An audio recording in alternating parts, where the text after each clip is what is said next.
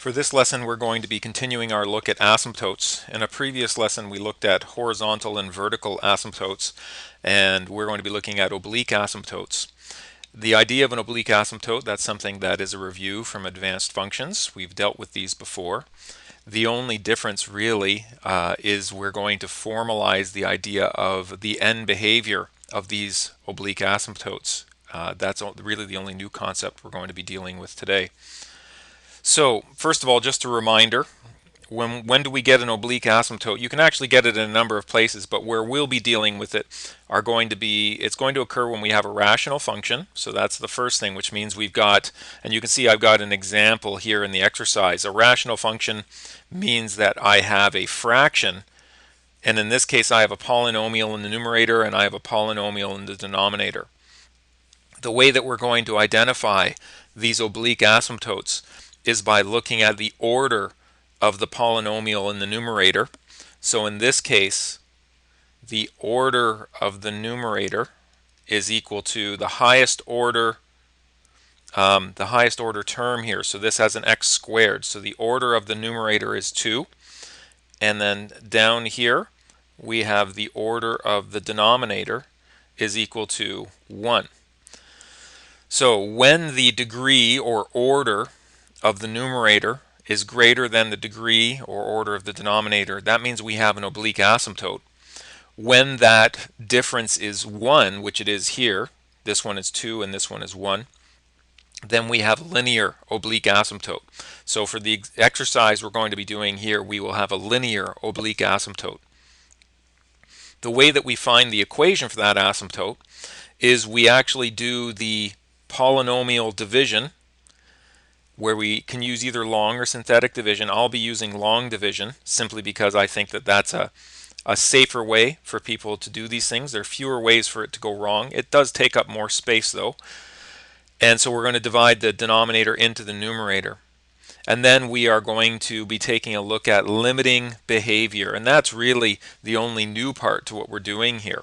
Otherwise, we've actually done this before. Everything that I'm going to show you we've done before, other than the idea of taking a limit. So this first exercise, determine the equation or equations and also any end behaviors for the oblique asymptotes to this particular function. Now it turns out this one's going to have the oblique asymptote. There's going to be a single equation, but the end behavior is going to be different depending on whether I'm going to positive or negative infinity. So let's go ahead and attack the algebra first. So the first thing I need to do is perform that long division. And so I'm going to take the denominator here, which is x plus 1, and I'm going to divide that into the numerator, which is 2x squared plus 3x minus 1. And so the way that that is going to work out, I need to multiply this x value by 2x, and then 2x times x is going to give me 2x squared, but I also have to multiply this 2x by this positive 1, which gives me 2x. And then I subtract and I get 3x minus 2x is simply equal to x. For my next step, I'm going to have to match. I'm going to have to ask myself, what do I multiply here by x to get this x? And the answer to that is simply multiply by 1. So 1 times x is equal to x, and then 1 times 1 is equal to 1. The other thing I should have done in that previous step is I should have brought down this negative 1. And now, once again, I do my subtraction. So x minus x is 0. Negative 1 minus 1 is actually negative 2. And that is my remainder. So now I can actually rewrite this, that f of x, which was originally written here as a rational function, can also be written as 2x plus 1. So that is the part that divided in evenly. And then I have to write out my remainder. So I would normally write this as plus my remainder over x plus 1. But I actually know what these values are. So my remainder is negative 2. So I'm actually going to make that a minus 2 over x plus 1. So what does this tell me? The different pieces here. This first piece is going to be my oblique asymptote. So my oblique asymptote has the equation y equals 2x plus 1. It's linear, as we predicted, so this is the equation of the straight line. This part is how I'm going to determine my end behavior. So I use my long division to answer two pieces for me. Now this end behavior and how we approach that is the part that's going to be a little bit new. It's something we dealt with informally when we did the advanced functions course. We're just going to formalize it a little bit more by looking at it from a limiting process point of view. So that's the first part. So if I number this, part 1 is determining the equation of the oblique asymptote.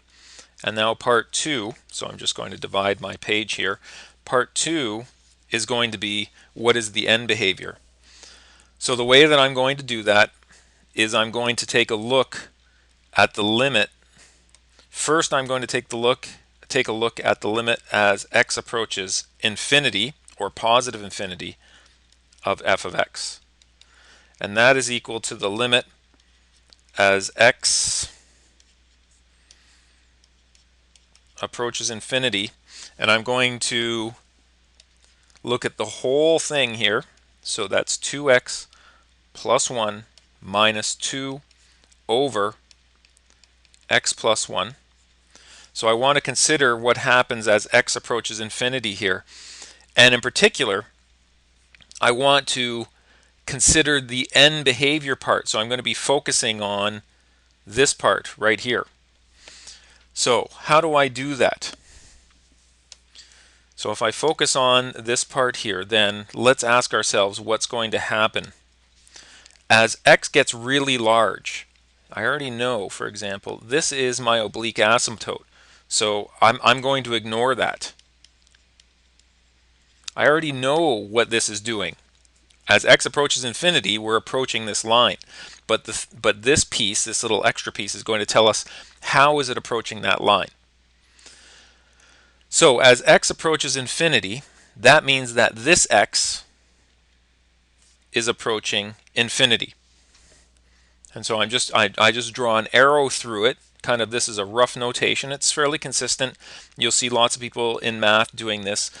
So this is approaching infinity, which means this whole piece, x plus 1, well, that's also approaching infinity. Now, that's getting messy. I don't want to use that notation the whole time. So what we have is if x is approaching infinity, that means that x plus 1 is approaching infinity. Infinity plus 1 is still infinity. Then we have 2 over infinity. Well, 2 over infinity is a small number. So this whole thing, this whole piece right there, is going to become a small number. And so that means that my limit, and actually I'm going to stick with this color green, which I'm kind of using to represent some rough work. The limit as x approaches infinity of 2x plus 1, actually, let's go back. I'm resolving the limit now, so I don't need to write limit again. That's equal to 2x plus 1 minus a small number.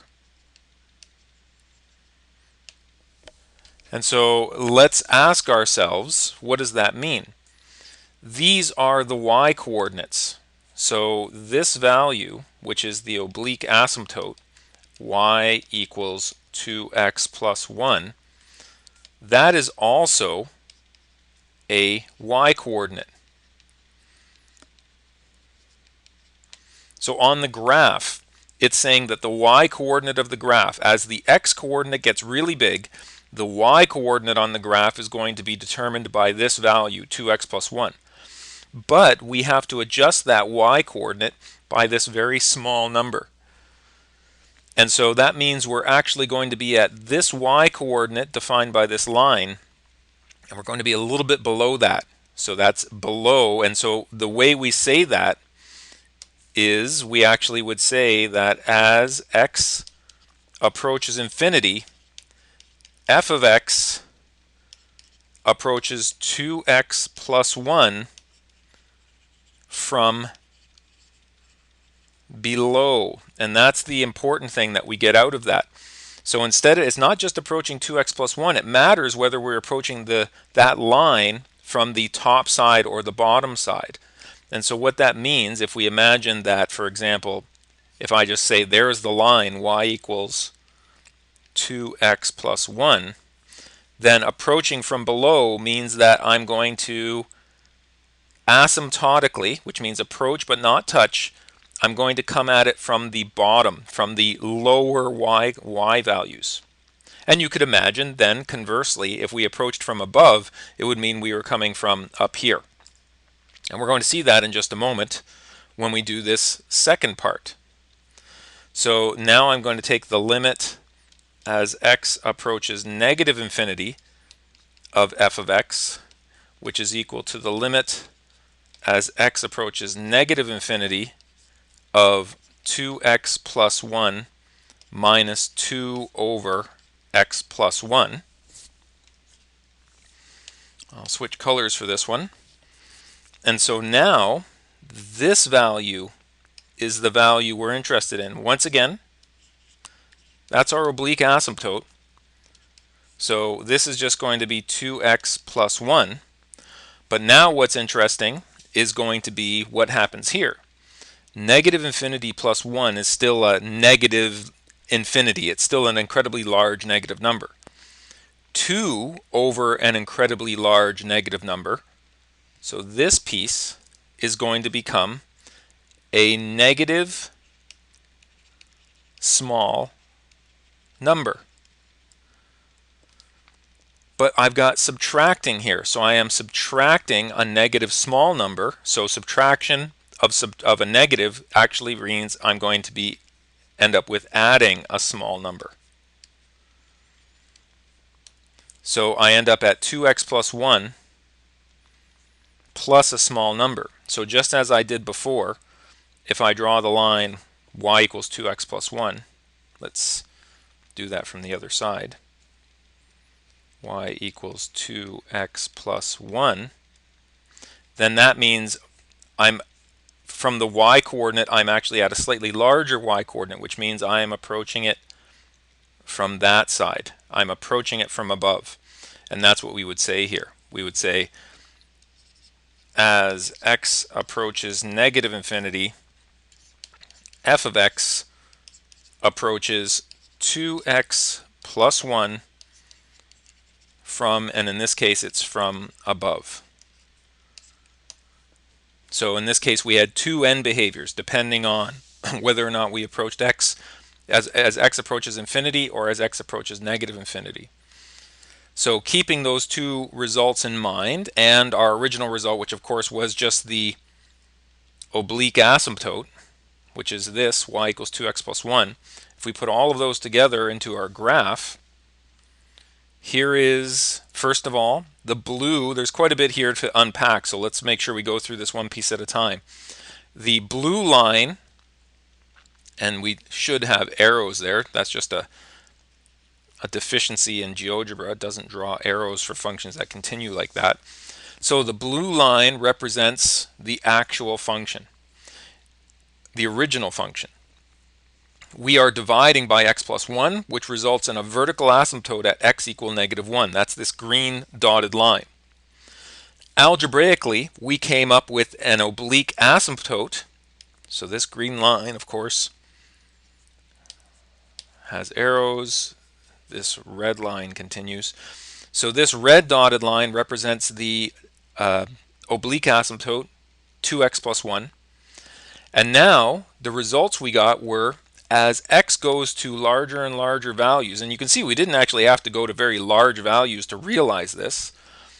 As x goes to really large values, then the blue line is going to get closer and closer to the red line from below. So it's going to approach that red line, but it's always going to be slightly less than that red line. On the other hand, as x goes to negative infinity, the blue line is going to approach the red line from above, meaning it's going to, graphically, it's going to be on the higher y side than the red line is. And that's what we determined when we looked at those limits. Now you could also do this by substituting in an actual value. The only danger with that would be if you had some sort of strange function that was flipping back and forth. You might not notice that if you just go ahead and sub in a value. But in most cases, particularly if you're dealing with polynomials, it would be perfectly safe.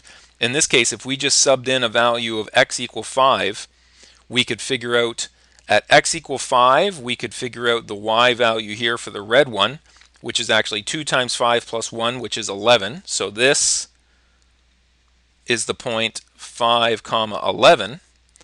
And then if I subbed in x equal 5, I would find this point, which was a point 5, and I know it's going to be some value slightly less than 11, 10.8, 10.9, something along those lines. So that's an option as well.